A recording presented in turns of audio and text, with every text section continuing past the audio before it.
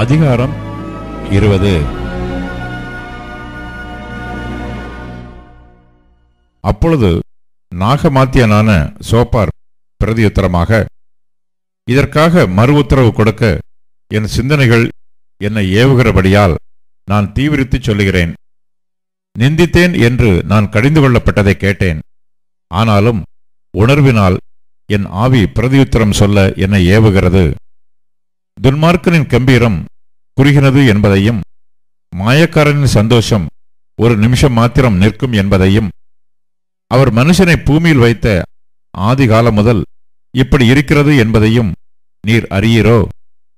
அவனுடைய மேன்மை வானபரியந்தம் உயர்ந்தாலும், அவனுடைய தலை மேகங்கள் மட்டும் எட்டினாலும், அவன் தன் மலத்தைப் போல என்றைக்கும் அழிந்து போவான்.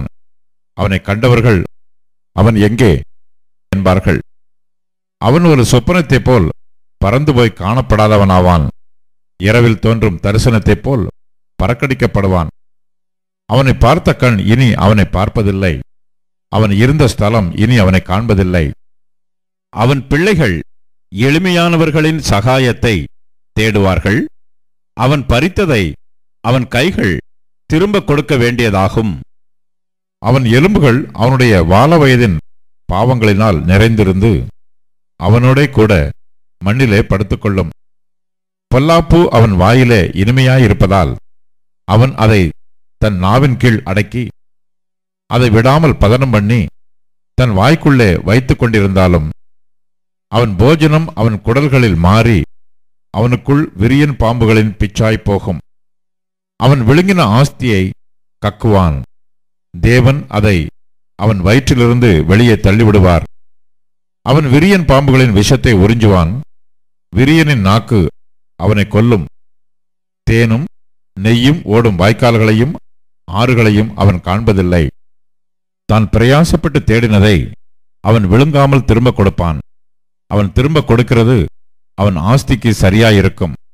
அவன் களி கூறாதிருப்பான்.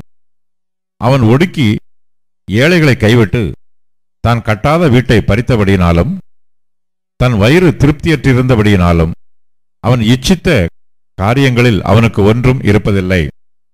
அவன் போஜனத்தில் ஒன்றும் மீதியாவதில்லை. ஆகையால் அவன் ஆஸ்தி நிலை நிற்பதில்லை. அவன் வேண்டுமென்கிற பரிபூரணம் அவனுக்கு வந்தபின் அவனுக்கு வியாகுலம் உண்டாகும். சிறுமைப்படுகிற ஒவ்வொருவனுடைய கையும் அவன் மேல் வரும்.